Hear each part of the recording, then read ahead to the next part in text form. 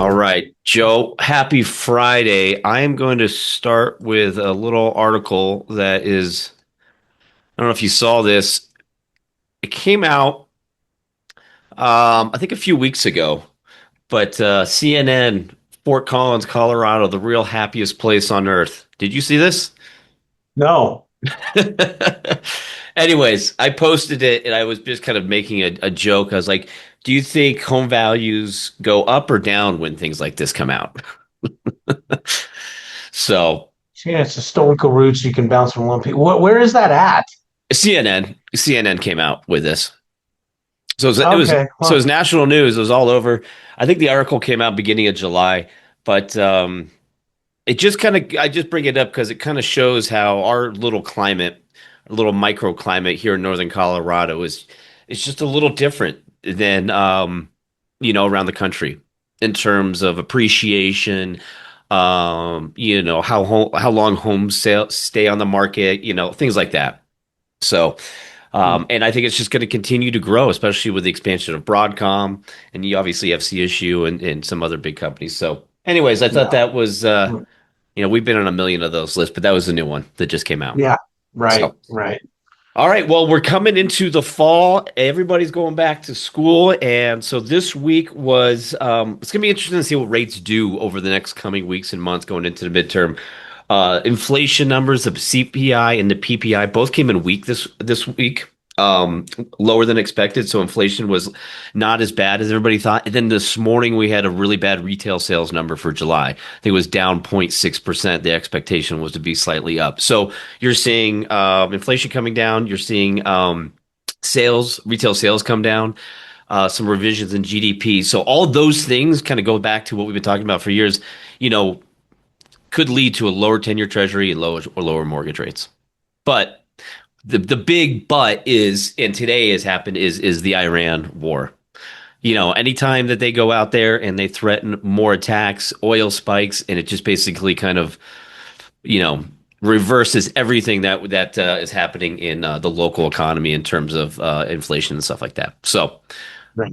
that's where we're at, buddy. What did I know? It's been a weird week with rates. We got beat up early yesterday. I think we gained 35, 40 Yeah. bips. What did it do this morning? I didn't see it yet. This morning, so we're down about 15 bips. Okay, 10 so we years lost back. about half of it back. Yeah, Yeah. 10 years back to Yeah. 468. So it's just been choppy the last couple weeks. Um, and again, I mean, if you're getting under contract right now and closing in 30 days, I think it's probably smart to lock.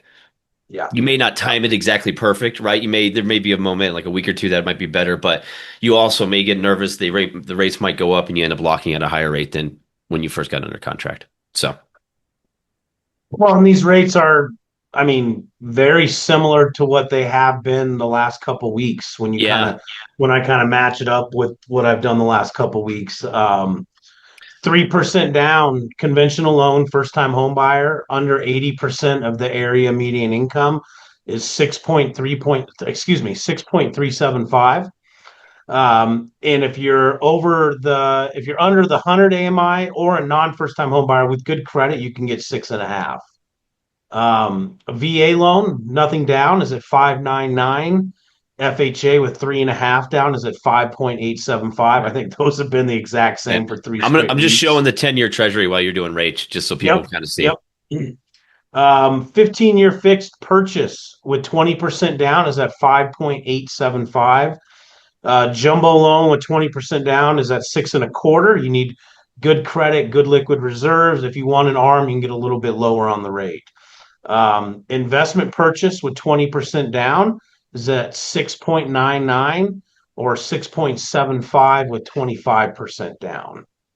Now on the refis, which, refis have been pretty quiet lately because of where these rates are. But there will be a spot here in the next year or so, we think, where We it'll hope. start, people can jump back in there. But rate and term refinance on a primary residence to 70% loan to value is at 6.5.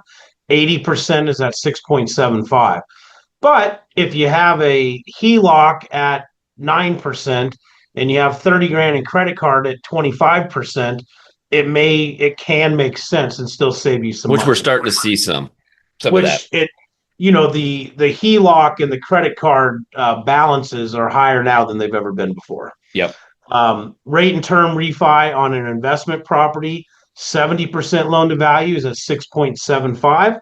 80% loan to value is at 7%. It's a good quarter spread on that.